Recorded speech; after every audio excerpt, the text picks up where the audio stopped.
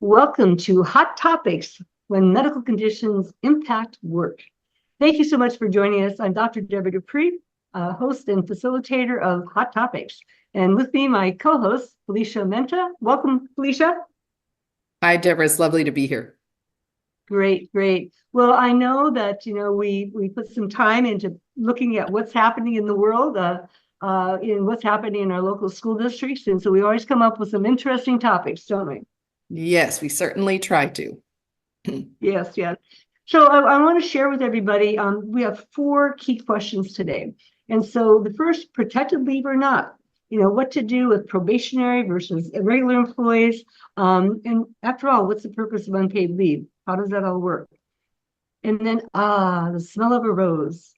We are certainly challenged in today's work world with people's sensitivities to a lot of different things. And so fragrances in the workplace has become even increasingly important and frequent topic in our post-COVID world when so many people's respiratory systems were impacted. And so we'll bring you some highlights. And what does a fragrance-free workplace policy look like? And then who's on and who's off? Perfect time to talk about this as we start up the school year. This is a good time where to take stock. Who's been off of work, who's coming back, and where do we stand in some of these cases? And then to do so in the springtime as well. We'll dive into that. And then the perils and costs of inaction. So we've got a couple of really relevant and timely examples to share with you, of course, anonymously. And so that you can have an idea of some of the do's and what not to do's.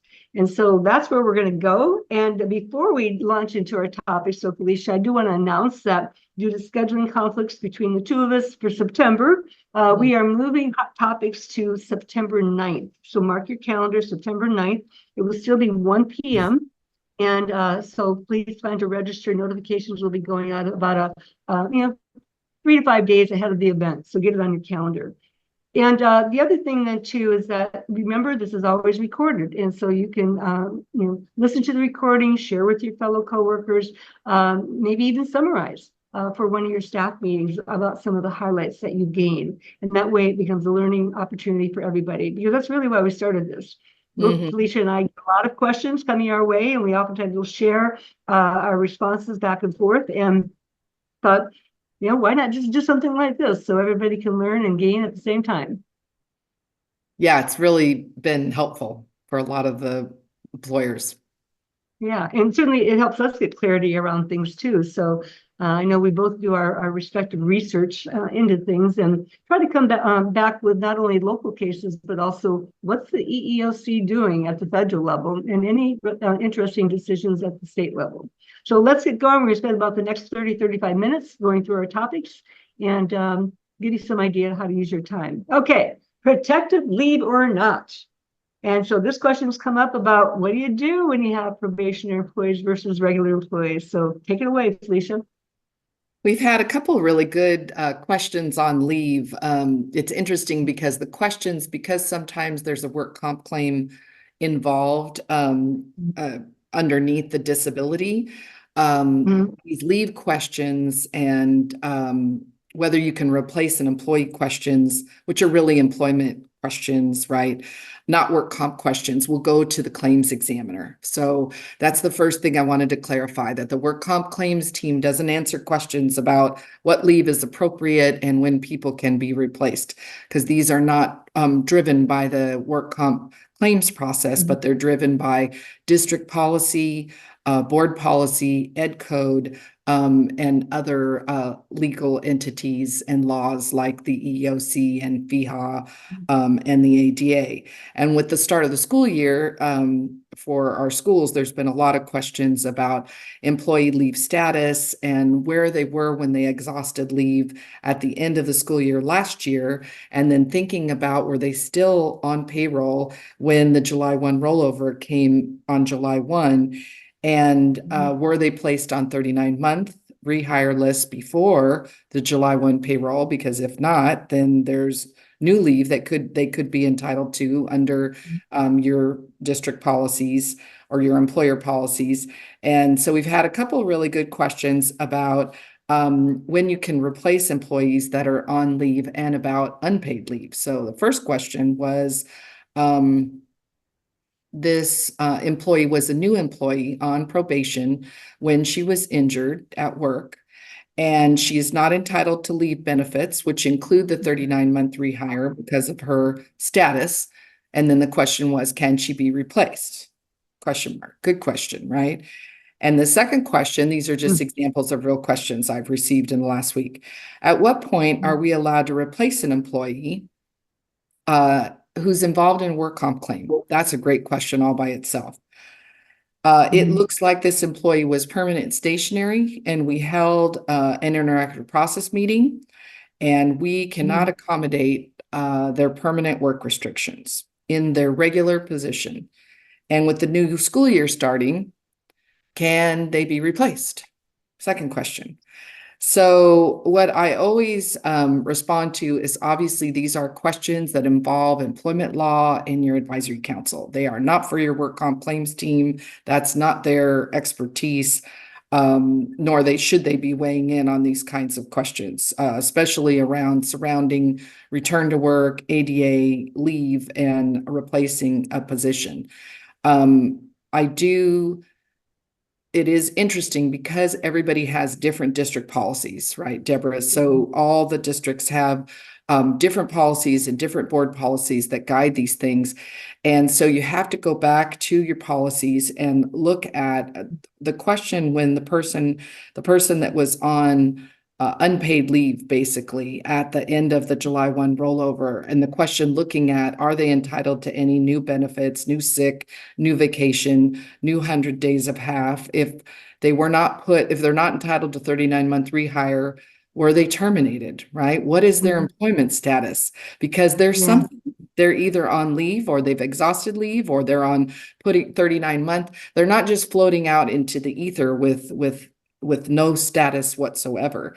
And so you really have to look to that before you can get to the question of, can they be replaced? Because normally an employee that is on leave is already in the position. So you can't replace the position because you have somebody who's either disabled or on vacation or 100 days of half, or who's on unpaid leave. And that was the second question that was really good. They said, if the employee was permanent stationary and we held an IPM and we can't accommodate her permanent work restrictions, can we replace her? And then my question is still the same. Where is she at with her leave? Is she on sick leave? Does she have vacation leave? Does that person have 100 days of half? Have you put them on 39-month? If you have not, did they request catastrophic leave? What is your board policy about that? Because usually that has to be approved by the board. If they're on an unpaid leave, normally that has to be approved by the board, and normally most districts don't replace people that are placed on approved unpaid leave. Now, somebody that's on unapproved paid leave, these are really difficult questions, right? And then you're talking with your HR and your advisory council about what to do. So they're not easy questions, right, Debra? They're not easy questions, but usually you do not replace a person who is at the district in a position. Yeah. Perfect. Thank you. Yeah. And so I think that can we replace this person? The short answer is no. However, without further analysis. And so that's the thing. There is no simple answer. And it really does require an analysis of these various things. And so in summary, it's all about, again, where do they stand with their leave? And because they're entitled to that. And then the education code, as we know, provides for some additional extended leave. And so that's got to run its course unless the person voluntarily resigns or retires. And many of the districts that have policies surrounding requests for unpaid leave, they're for periods of time, right? Like there's one district I know that allows 3 6-month unpaid leaves, and they have to be approved by the board or not, right? That's the way that they're given. And you would know if you're in that unpaid leave status, and that holds your position. You're not replaced while you're in that. That's an approved unpaid leave status, meaning at the end of that time, then there's certain things that happen under that district policy.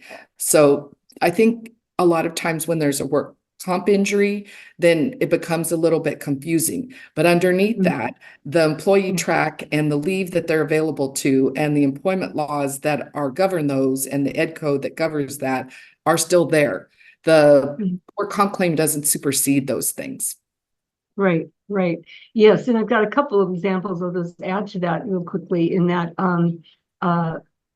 you know,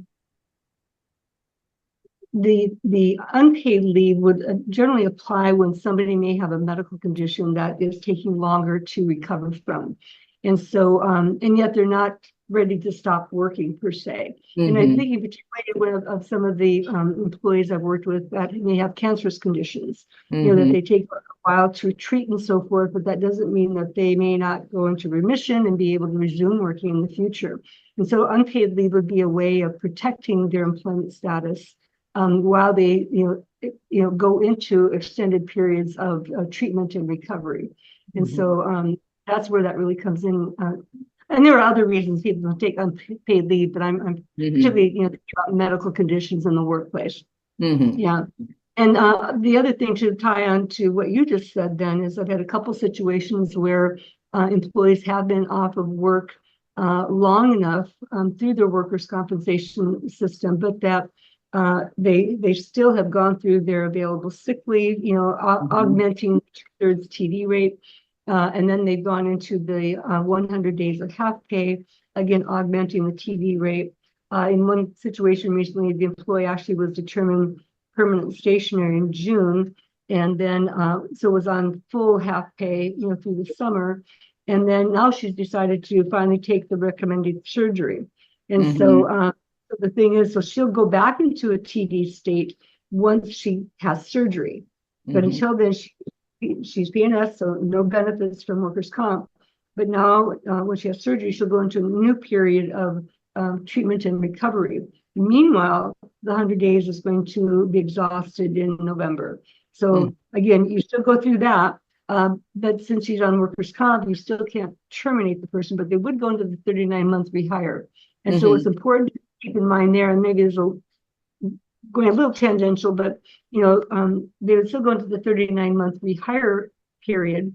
So that means that they're no longer entitled to go back to the usual job because they've been off so long from their work-related injury. And so when if they do come back for consideration of reemployment, it would be to any open position for which they qualify. And I think it's important to remember too, that 104-week cap in work comp TD, because sometimes when things go on so long, they'll come back and say, okay, now I want to have the surgery. And sometimes they're outside the cap. They've already exhausted the work comp TD benefits, because a lot of employees don't realize that all leaves have caps on them. Work comp is not an indefinite payment type leave, and neither is sick or vacation or 100 days of half or 39-month for that reason. They all have ending dates on them. I think it's hard for a lot of employees to grasp that. Right, yeah. And thank you for bringing that up, because that was one of my points about addressing that workers' comp case, is that, again, there is a cap of that 104, which is basically 2 years. And so if someone's still out there, they're not going to get benefits anyway, and they probably have exhausted all of their employment rights. And so at that point, separation from a district is an entirely different matter, but definitely seek legal counsel on that kind of situation. It doesn't happen very often, but I've had two just this summer now going to the fall. So, okay. The smell of a rose, we all love fragrances. We all love smelling great for the most part, and yet, increasingly I'm encountering and meeting people who are highly sensitive to any fragrances, not just perfume. That used to be the big one. But, this past year have been dealing with an issue where, with the use of the hand sanitizers in the workplace, of course, first during COVID. And so, many people continue to actively use them in the workplace of all kinds. And so what was problematic, we had an employee who has had a long-standing respiratory issue. And so she has modified her life substantially. And there may be some other underlying factors I won't go into, but anyway, the coworker in the same office, front office kind of situation, was using wax warmers, I guess, to help cover up some scents brought in by all the different people and children, of course, who may be soiled and things like that. And so that is what triggered a respiratory attack for the employee. And so each time when somebody has a respiratory condition like that, each time they get significantly aggravated for whatever the reason, it never quite goes back to what it was. There's always residuals going, and so they become increasingly more sensitive. And so while they had worked together for a long time, this last attack really set her back. And so, and then there was the use of the other employee's own hand sanitizer, which was scented. And so what came out of that then is, you know, there are a number of things that can be looked at in the workplace, but I'll just keep it on the scents for right now. But so then it became, you know, policy that you can only use district provided hand sanitizers in the workplace, right? Very good, free. And while, you know, an employer can't require it, employer can advocate for a fragrance-free workplace. And so this would then be involved in placing signage up, you know, in order to, you know, to safeguard the health and interests of all employees. Right. Some people may have respiratory conditions. You know, we ask that all people refrain from using fragrances. Yeah. And so those are those kinds of things. But it really, I mean, they can get into looking at, you know, cleaning ducts for dust, you know. I mean, in one other case, it was even about, you know, again, for some people, as your condition may progress with different exposures, even students coming in from other places may be carrying fragrances from home, like, you know, the dryer sheets in your dryers, which are oftentimes scented, you know, or there's just a whole myriad of sources of these different fragrances that can potentially affect people. And I know that oftentimes, you know, others who don't have that kind of sensitivity look at those who do as like, this is odd, this is weird, because they're not bothered, and nobody else may be bothered, but that one employee may be. And so it's really important not to discount those things, and that you be active in taking a look at that, because your condition could actually worsen. And then guess what? You might have a work-related adjunct to the pre-existing condition. So very important to take those things seriously, not lightly, and explore, you know. But this is where an IPM again would be very helpful, because we actually really sat down with her, and because I have the background of these kinds of things, and I was able to consult with Jan, you know, could frame questions as far as getting to the root and the sources of what was going on. And so we ultimately what transpired, they were pulling carpets over the summer to get rid of any, you know, any fabrics that may retain scents and things like that. But because of some reorganization, it actually proved to be beneficial to move the employee to a new location where she was working more independently in a data management position rather than doing the front office position, because that was exposing her to lots of people that we couldn't control for. And at first she was resistant to being relocated because she felt she was the one being punished. Interesting. For it. Yeah. But as time went on and we, you know, went through the process, she willingly accepted the reassignment as the best solution. And not to say the other things weren't so encouraged, like fragrance free and things like that. But mold could be a huge issue. Chemicals and cleaning solutions could be a huge issue. I've had the opportunity of taking a look at all of those kinds of things as far as how people's respiratory conditions may be impacted. Yeah, the EEOC case that I found that was so interesting on this was, to me, fascinating. I was reading it in more detail this morning because it's a little bit of a twist on the work from home issue. So it's really an interesting case. Okay, yeah. Yeah, so we will, you know, continue on then, and there's always going to be more that evolves around that. So again, don't hesitate to reach out to us if you have questions. So we've probably been there, done that before. Do you want me to go over a little bit of the EEOC case on the fragrance? Yes, please. Okay. So this case is happening right now. This just came down last week. Is an economist for the EPA. And it was determined that he can proceed with a lawsuit against his employer for failing to accommodate his severe allergies, which he alleges were exacerbated by a coworker with heavy fragrances/perfume. And this was by the U.S. Circuit Court of Appeals. He originally requested accommodation on the ADA for his allergic reaction in the form of a private office or a small conference room. And then the employer countered with an offer of fully remote work, which is interesting. So a lot of times an employee will request that accommodation, employer will say no, which he rejected. The employee rejected it. And a district court granted summary judgment to the EPA, his employer, holding that he caused a breakdown in the interactive process. The employee did.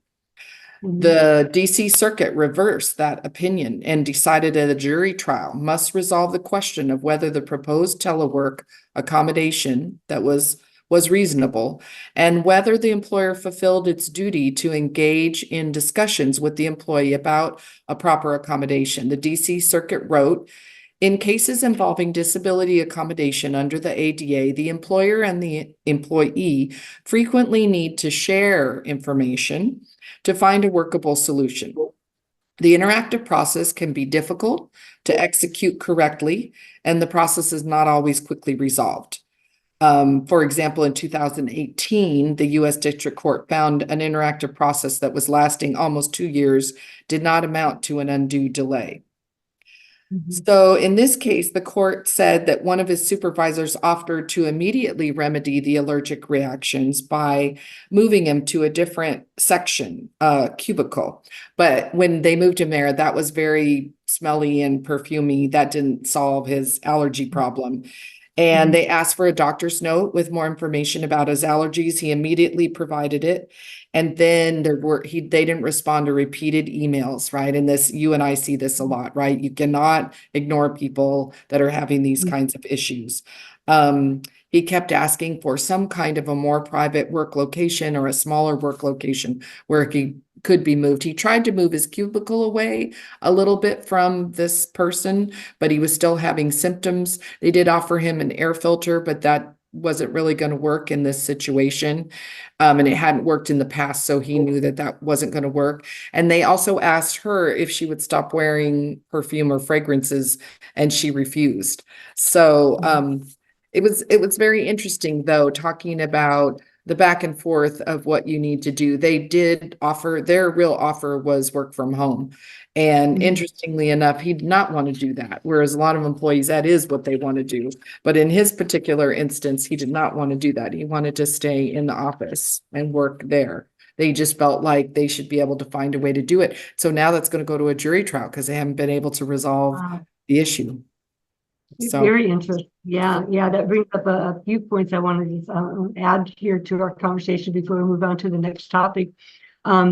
That oftentimes air purifiers are a great solution. And in the situation that I was just referencing, they bought an air purifier for the front office, but it became known in the course of our process that the custodial staff was turning the air purifier off at night, and because they thought that everything should be turned off, and so then the employee would turn it back on. And then it was brought up, well, this other area has an air purifier and they keep it on all the time and they don't have any issues there. So I think it was another area where she had to do some part-time work.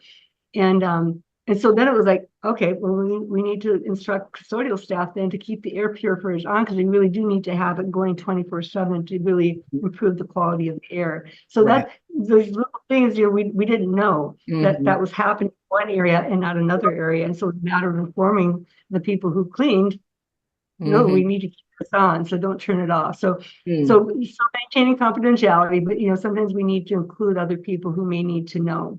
Yeah. And the other thing, in that case where the employee wanted a private office and all these things, then this is where we also have to take a look at the potential undue burden on the employer. If making all these accommodations for the employee were of such a cost versus the employee simply working from home and then assisting him in getting set up at home properly. Again, the saying goes, just because the employee wants a Cadillac and a Volkswagen will do, guess what they get? They get the Volkswagen. So I'm not for the employee in that particular case when it goes to jury trial, because, if it sounds like the employer is doing a reasonable efforts in continuing to engage. That's the key word, engage the process. Because I have another case that's taken 2 years to finally reach a point of resolution. Right. And the ADA and the EEOC do allow for trial periods of accommodations too. Let's see if this works. Okay, it didn't. Let's try the next thing.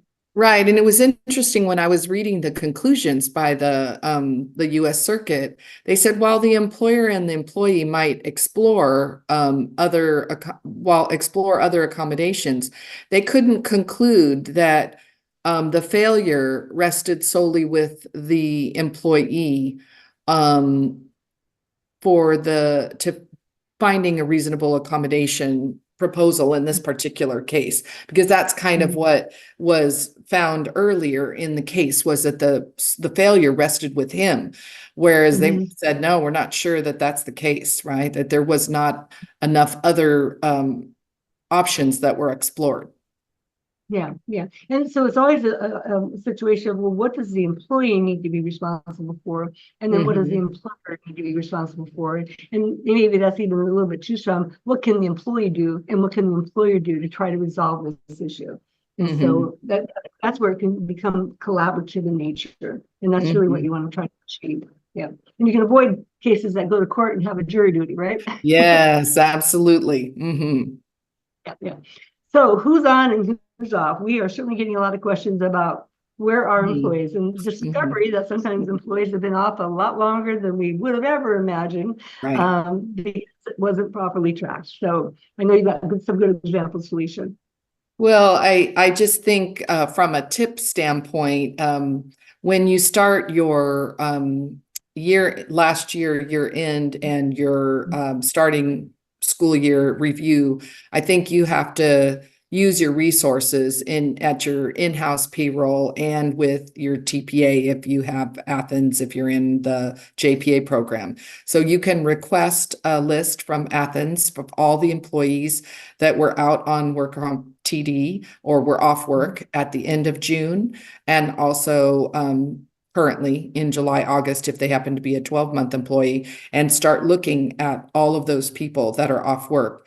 And then you can also request from Athens a work comp TD voucher report, and that will give you a list of all the people that are being paid work comp TD to the district or directly to the employee for June, July, and August. So you can get an idea of those people.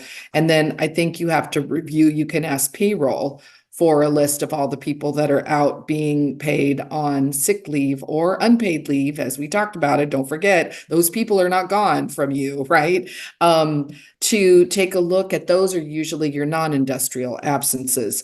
And then I think you can kind of review all of those employees and see if you need updated notes. I've been getting a lot of questions about this was their status at the end of the school year. Well, that's not their status now. Should we just use that status? No, they've still been treating over the summer, even though they haven't been working. They're still going to the doctor. They still have to have an updated status. We have to go get an updated note. So you have to go to Athens and either get an updated note or ask the employees, if it's a non-industrial disability, to bring in an updated note so you can start that your beginning of the school year review, and then you can set discussions with employees and supervisors about whether you can accommodate temporary work restrictions, or do you need to have interactive process meetings with employees to determine whether you can accommodate or not? And if you need subs for those positions or not, right? Because now that school's opening. And then if these people are not going to be able to work starting, if school started yesterday or today or Monday, you have to let Athens know, because they have to restart them on work comp TD after being off for the summer. So there's a lot of things that have to happen right now. That's why we're getting all kinds of questions, right? And also they're trying to see, well, who's going to be in what positions? And if you don't have the notes, recent notes, you can't even determine that. Everyone's been asking me, oh, I just used the note from May or June, because that's the last note that I have. And I'm like, no, we have to go get notes for August, for now, right now. Yeah. Yeah. And so a few key points there is that, first of all, make sure that employees are informed, reminded, whatever, that it is their responsibility to provide updated medical notes, whether it's work comp or not. And so they should be, no pun intended, schooled on, to provide an updated status, on where they are in the spring or if school is closing, but then also be prepared to provide an updated status as you prepare to reopen for the fall, because things change. Things change. And so we don't want to assume, normally we're talking about getting a medical update within every 30 days, and we need medical information within 30 days to do a proper evaluation for accommodation purposes. Okay. And so that's something that's very important there. And then two is that, as we get into this more, it really is the term takes a village. That definitely applies when we're talking about managing employees in the workplace, because that's where it becomes really important to have that good communication with payroll in terms of use of sick leave, again, and then also when does it 100 days, when has it started? Because that's really important. And from my perspective as a facilitator of the meeting, when we've had some absentee issues, it really is helpful to go back 3 years. It hasn't been a progressive increase in absenteeism over these years, maybe for a chronic underlying condition that may or may not be work-related. Just did one this morning. Somebody was absent, I think it was 38%, 2021, 22. Then it was 6, then it was, what was it?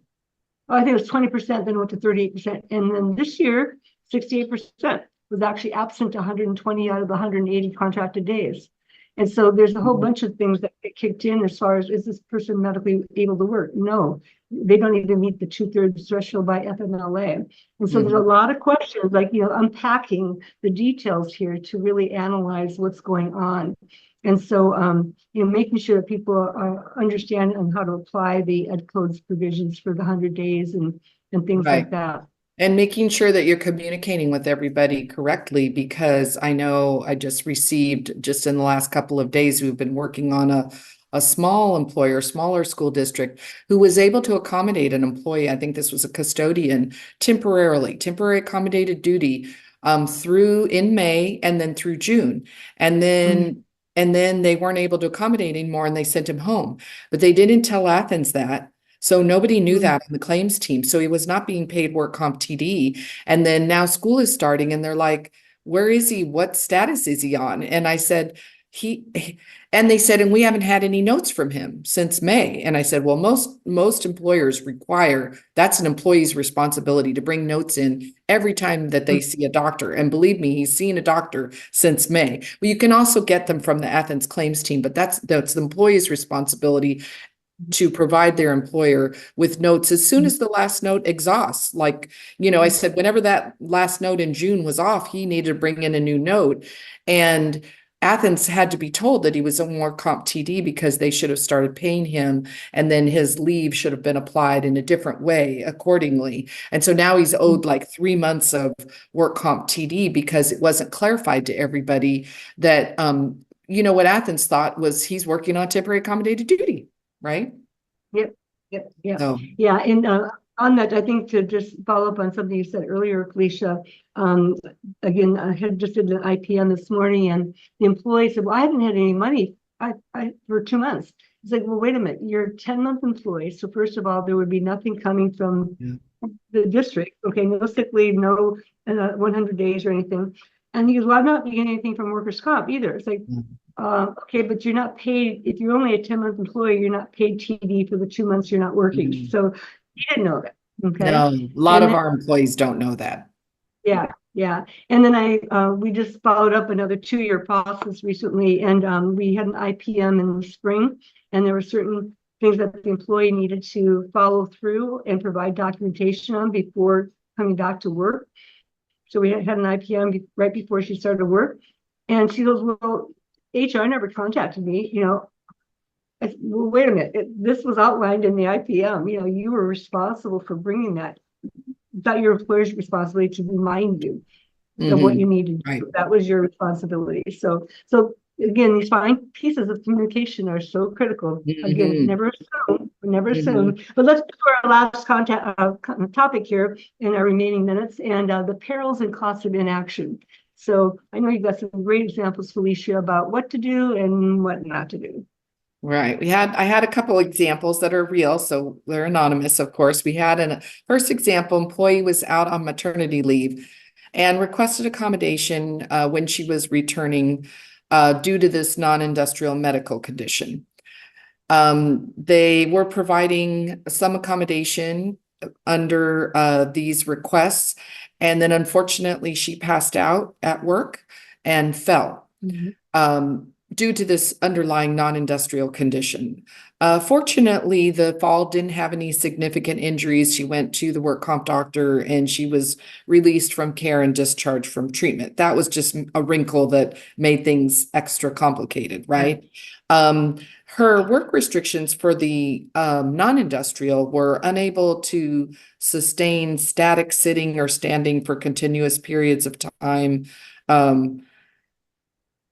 And she had some difficulties with concentration, right? And increased sensitivities to things that created some confusion with this lack of concentration. And she requested temporarily several things, right? To partially telework. She wanted her working hours to be adjusted so she could leave campus at 2 every day. She wanted permission to bring Why? snacks. I think it's why to say why she wanted that. Right. She wanted permission for snacks at her workstation. She wanted a desk fan to ensure needed temperature. She wanted a lumbar pillow for support, and she wanted printed text provided for all of her training. And she said that these would allow her to fulfill her job functions in a location that would reduce triggers to her disability. The district immediately said, okay, this is becoming really complicated. We need help, rightfully so. They contacted me, said, we're thinking about a fit for duty. I recommended you, Debra, to them to talk to about having a discussion about what best next steps for fit for duty versus an IPM were for them. They advised their advisory council and brought them in right away to have them help them communicate with this employee because of the sensitivity of the pregnancy and then the complication of the little work comp claim that happened in the middle of all of this. And I'll let you go on with it, but they really did bring in, like you said, a village to try and help them because they saw that it was becoming complicated with layers. Yes, very much so. And and so it's sometimes not very cooperative on the employee side. And things did get delayed.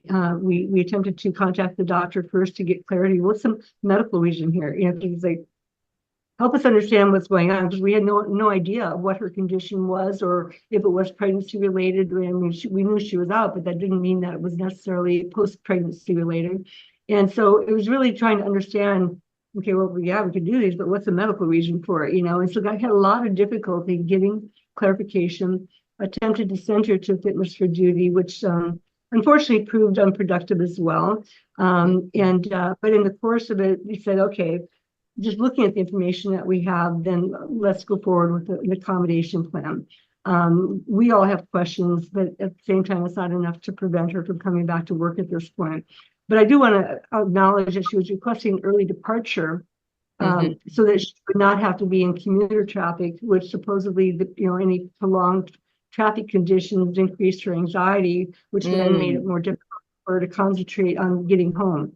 Right. So, okay, and she wanted an earlier start date than even the earlier start time than even the hours of operations. So that was problematic in several ways because one, she was working outside of business hours, but then two, she was not there to meet the needs of the students. Right. And it would have been even more different this coming year because the student population again changed. And so, yeah, so it was a very interesting case. And so the point there is that the employer was actively working with her out. I mean, they kept her informed. They provided extended accommodation initially when it was requested, but then it was like, okay, you've been out of work now. I mean, technically, for whatever the reason, since last September, you really didn't work at all. So we have to know what to plan for. And so, they continued to work with it, but they wanted clarification. Why are we doing this? And so it all worked out for various reasons, but they were actively engaged and kept engaged. So there could be no threat that you didn't try to accommodate you. Right. Responsive to emails, reaching out and asking for advice from the work comp team and myself and from you and from their advisory council. And that's what you want to do, right? You want to respond and interact and engage all the time with them. Not like the EEOC example where multiple emails didn't get responded to, right? It just makes everything worse. Yeah, absolutely. So, but let's give an example of what didn't go so well. So the second example, this is complicated too, but was marred by some real complications. So the employee was injured in an incident with a student, and this is a lunch aid / child nutrition services person. And this happened in October of 2022. And the district did have her come back to work for about a month until November of 2022. And then the administration at that time just said, we can't accommodate you, you're going home. But they didn't tell Athens and they didn't tell work comp. And so they thought that they still were accommodating and she was still working. They had no idea. And they left her in that status for the remainder of the 22-23 school year. And they left her in that status when the August 2023 school year started, all the way come until April of 2024. Now we're in the spring of this year. New administration came in and kind of looked at things, sort of like we were talking about, reviewing all your people that are off work and said, why has this person been off work all this time? What is going on? And they kind of reached out to me and to the claims team. The claims team said, wait a minute, she's not working. And so then there was a whole discussion about that. And her temporary work restrictions was must work in a seated position with stand and stretch breaks after 30 minutes and limited standing and walking to 20 minutes with a cane. That had been her work restriction for a long time. And that was her work restriction in April when the new HR and the new director started looking at everything. And they felt like they could accommodate these work restrictions. They said, I think we can. But after I think they had 16 months she had been off work. That was the amount of time where nobody engaged, nobody talked to her. She was receiving full salary. She wasn't being docked any leave. She wasn't being getting paid work comp TD either, but she was getting her full salary. So she was just off work for that period of time. So then same thing, we engaged with Athens. We talked to them. They said, we need to go back. We need to go back for a year and a half and pick up the work comp TD. And then we need to fix that process with payroll. Then I referred them to you to discuss because they really thought they needed help. And they needed help in the form of an IPM meeting because she had been off work since November of 2022. And now in April, come forward, April 2024, they wanted to start engaging with her because they thought the issues also were becoming very complex. And then I'll let you go into the IPM, but they held an IPM. And then after that, it was determined after discussion that they could provide temporary accommodated duty for her and they agreed to bring her back to work. And she returned to work in June of 2024 of this year. So it was a really long drawn out process. And had it been addressed earlier, she would have been back to work earlier and this wouldn't have gone on this long, right? Right. Yes. And because, she basically had been left unattended for so long and without any communication from her employer, that when her employer attempted to bring her in for the IPM, and this was virtual, wasn't in person, again, met with a lot of hostility and a lot of uncooperativeness. And to the point of where, after we met, we recommended ergonomic evaluation. She was very uncooperative. And it basically couldn't be completed. And, but we still went forward and basically the IPM was an opportunity to explain to her then the process because it had never been explained to her about what to expect and so forth. And Athens got everything corrected with the past due benefits and so forth. And now she's performing an office-related job. Mhm. And at first she was not going to come because of the restriction where she needed to be elevate her Mhm. injured leg. And she says, Mhm. well, the past administration couldn't do it, so I can't come back to work. She's like, well, that was the past. This is the Yes, present. right. So a lot of employees will get caught up with what was done in the past. Mhm. And okay, it's good to know, but we're dealing with the present. So I have Mhm. another situation where I just dealt with where the whole scheduling has changed such that how they did it in the past doesn't even apply anymore. And a lot of her accommodations are based on the old schedule and Mhm. not realistic with the current setup for the entire team, not just her.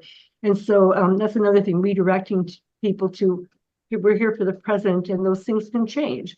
And so I did a follow-up because you're supposed to do an IPM before school started. It turns out she's been back to work already and she loves Yes. her new job. Yes, yes. And so it has a happy ending. And I do think the new administration did the right thing. They did a reset. They said the people that were handling that before, we're going to bring HR in, we're going to bring Athens in. They brought myself in and they brought yourself in because they realized they needed help.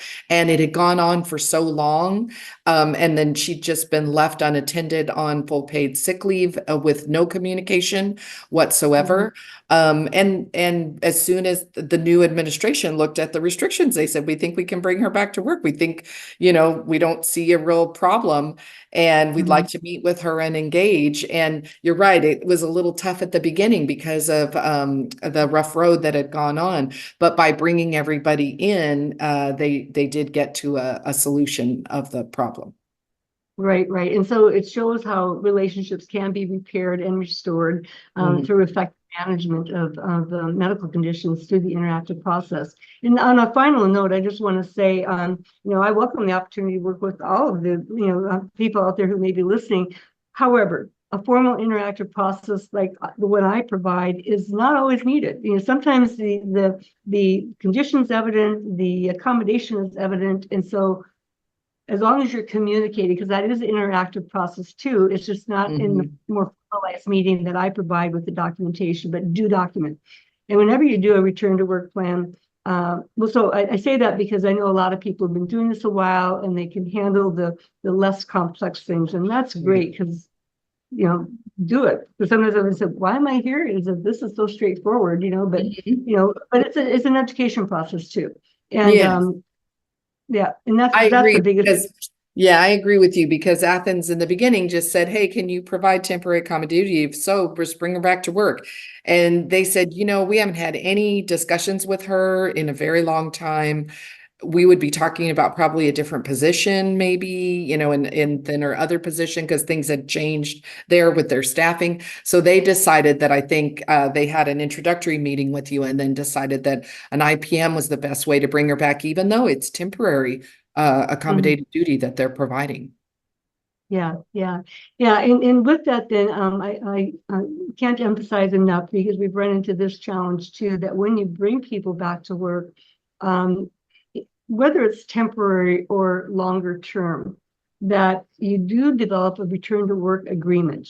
That's just between you and the employee because that's your employment relationship. But then there's clear documentation centralized within the office that may have nothing to do with workers' comp. Maybe it does, but again, this is your employment relationship that you have with your employee, and to clearly document because people change. Like the school we were just talking about, totally different people that weren't even there. I just did an IPM yesterday where I was the only one that was the constant along with the employee. We did one, 4 years ago, but everybody else had changed.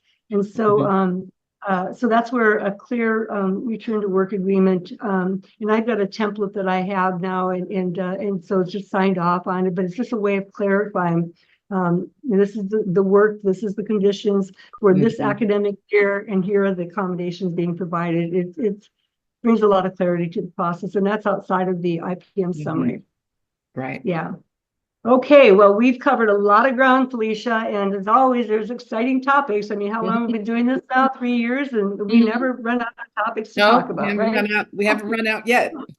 Yep, and there'll always be more. And so just encourage you, all who are listening to, like we said, it takes a village. There's usually no one easy answer, and we really sort of need to, have a discussion, explore the options. Did that just this morning. Is that we did the IPM, and it was like I have more questions now than I ever did in the IPM because the more information I got.